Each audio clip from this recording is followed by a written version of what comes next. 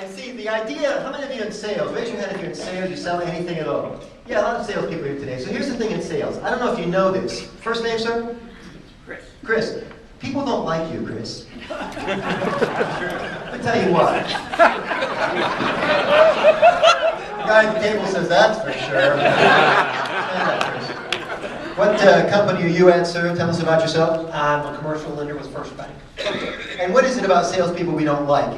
We have a national do not call registry. It is against the law to call people at their home. We put this in place because we hate salespeople. Why?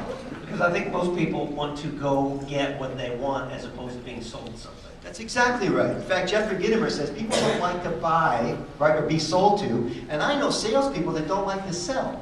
I do sales training being a form of presentations. And I've been on the road with people, salespeople. Look. I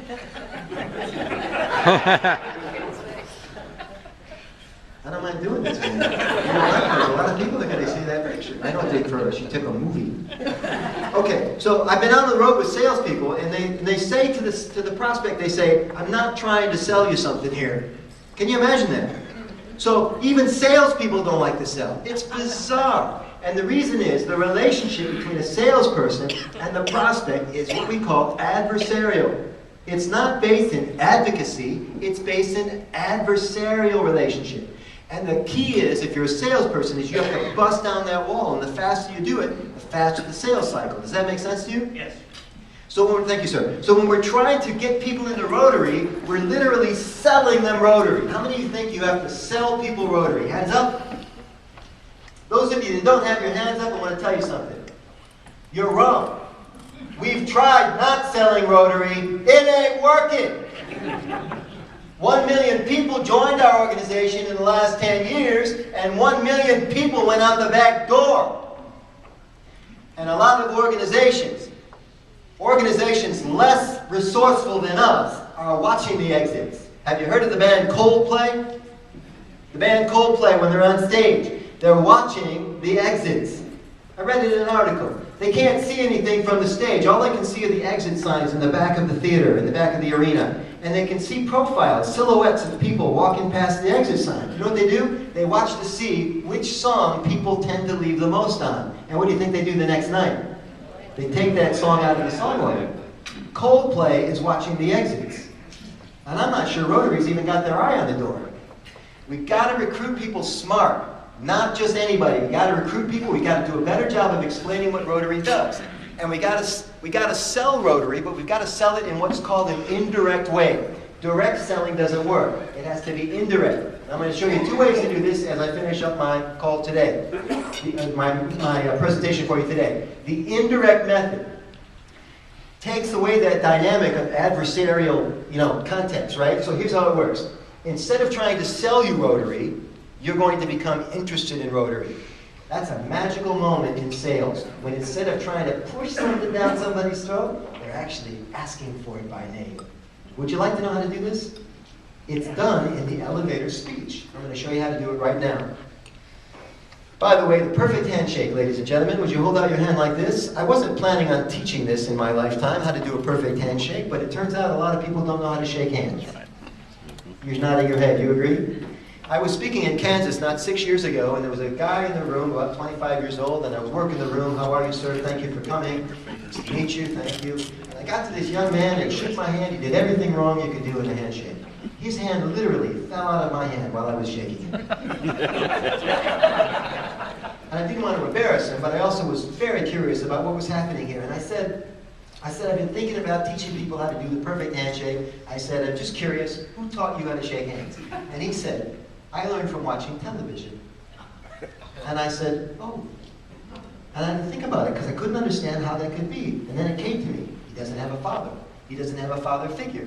No one showed him how to do a perfect handshake, which is such an integral part of the elevator speech. The same elevator speech you use to get people into Rotary. Hand up. This is the most important part of the handshake, ladies and gentlemen. It's called the web.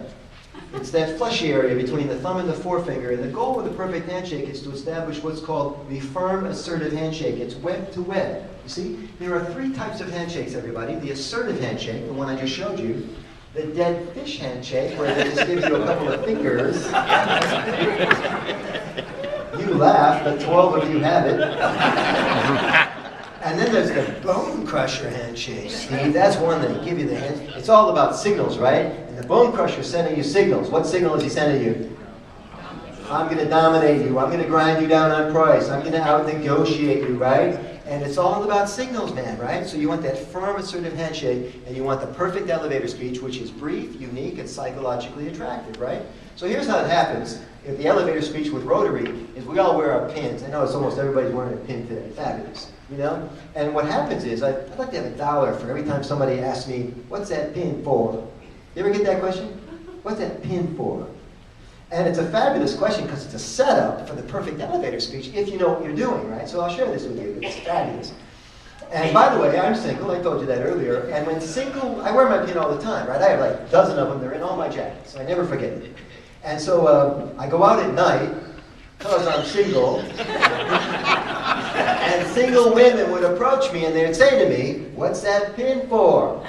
I just want you to know my answer to them is different.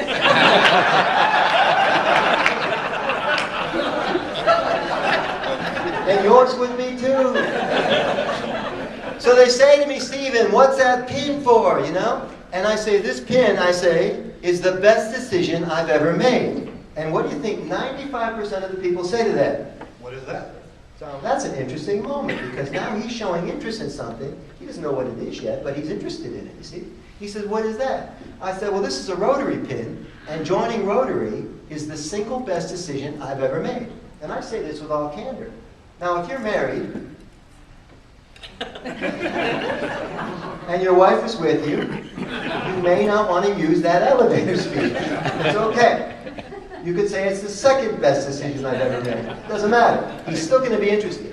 He's going to say, why is this so important? Why is that such a big deal? And I say, because it made me realize that there's a lot of things in this world that are bigger than me. And it made me realize that transaction is not as interesting or valuable or rewarding as transformation. And Rotary changes people. It changed me. And it's my preferred method of service and give back.